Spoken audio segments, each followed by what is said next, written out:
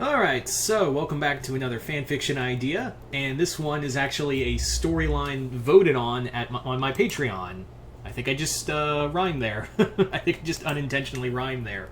But yes, this is another fanfiction idea of a cartoon adaptation of a classic comic book story, and this one, as you can see, is Tower of Babel, the classic Justice League story where all of Batman's contingency plans were turned against the rest of the Justice League. And yeah, it's a seminal Justice League story. So yeah, this one was voted on in my Patreon in a poll, and it won by like a lot. Granted, the other four stories, let me just read out the other four stories real quick that were also on the in the poll.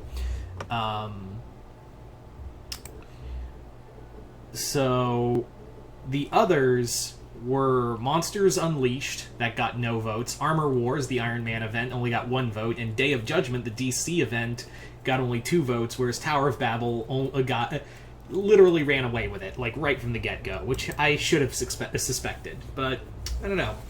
Anyway, so let's get started with this review. I mean, not review, this story. So this story begins with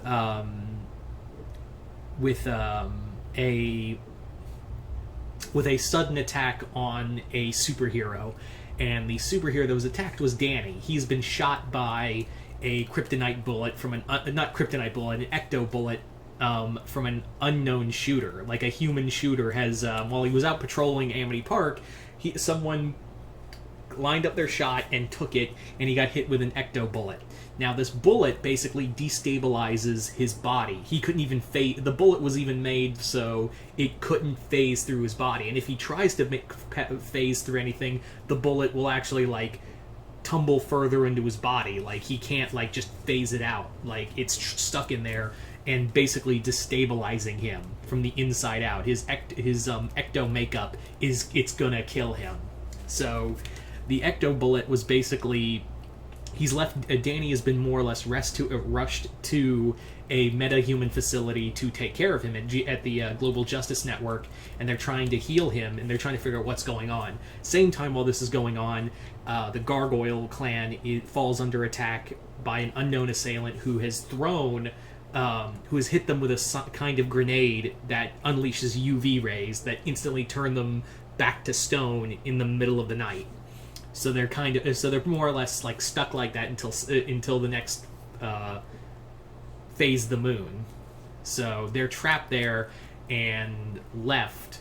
And at the same time, while this is going on, another attack happens where the Powerpuff Girls are hit with a kind of gas that works against the chemical X in their body and leaves them powerless. Then Kim is hit with a kind of drug that makes her like hallucinate to the point where she's seeing Shigo everywhere and attacking everyone in sight. So, as you may have already guessed, someone has been using someone's contingency plans on the other superheroes, and everyone's getting knocked off, like, repeatedly. So everyone's trying to figure out where this all came from and who's behind it. So they eventually, like, track the... They more or less backwards track all of these contingencies because they kind of note, hey, wait a minute, they were pretty, like, when Danny was first brought in, like, because it's not who you think it is. I know someone's already typing who they think it is, but it ain't.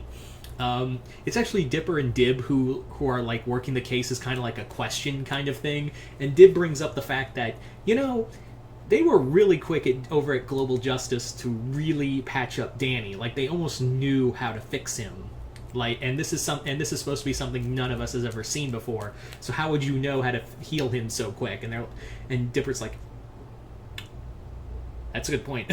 So they more or less get in touch with some other heroes, and they backwards track and discover that Global Justice, along with someone else, put together a think tank to make metahuman contingency plans in case a metahuman ever went rogue. So, yeah, so they basically have put together someone alongside Dr. Director and the rest of Global Justice has put together a metahuman contingency plan And yeah, and they admit, and they're trying to figure out, well, who's the other person who kind of signed off on this, and they find out that it was General Hawk, the leader of G.I. Joe. So they're all like, holy shit, why did he sign off on that? And Hawk reveals that, yeah, metahumans are dangerous. Like, you guys may be superheroes, but you're also pretty young and also full of different emotions raging inside of you. So what happens if, like, either you got mind controlled or, like, you just decided, hey, I'm just not going to be a hero anymore and started killing people? We needed contingency plans. But we never meant for that. Like, Hawk clearly states to everyone else that when he came on this project, he was like, I'm not going to have some kid's blood on my hand. So he made it very clear when he was making this collaboration with Global Justice, he basically told them, we're not going to kill these people. We're going to just, capture them and hold them and contain them and either break them free from mind control or just hold them indefinitely. So yeah, everyone, even G.I. Joe's like, holy shit, that's really fucked up. How could you do this to somebody? And then it's revealed who really did this. Like, who made these lethal? Like, who broke in and stole these files that made them lethal? Well, the people behind it was who else? Cobra.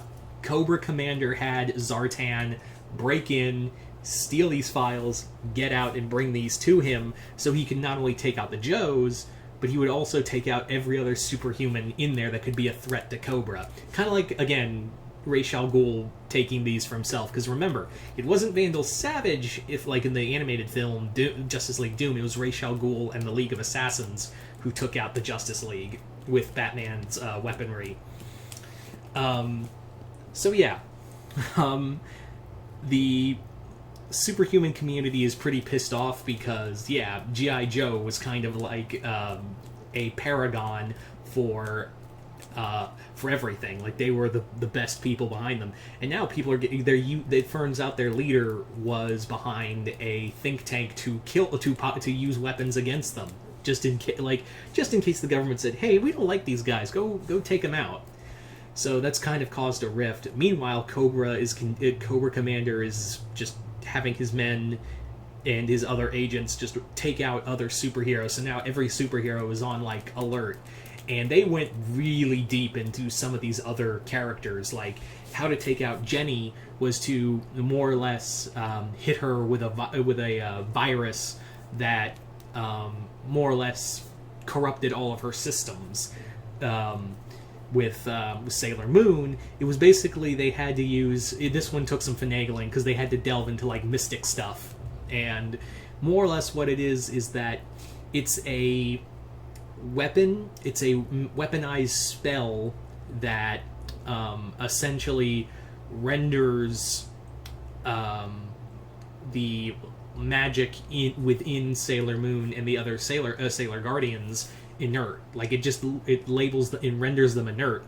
But Cobra Commander took it one step further in that not only does it make it inert, it more or less also drains the life out of it. Every time every time they change into Sailor Moon or the other Sailor Guardians, it starts killing them. Like it's killing them from the inside out. It more or less turns their own powers into like a cancer. Yeah, so as for others, there was a few others, but so there you go. That is pretty much my version of this cartoon adaptation of Tower of Babel. But you guys tell me in the comments below, what did you guys think of this story? Did you guys like it, hate it? Comment below, let me know. And if you'd like to be a part of the Patreon polls and other videos, just hit the link below to my Patreon, become a Patreon there, and if you hit the 4th tier, you can join, you can send me requests in a personal message, and I'll do the video here on YouTube. But other than that, I'm Mr. Multiverse. I'll see you next time in the Multiverse.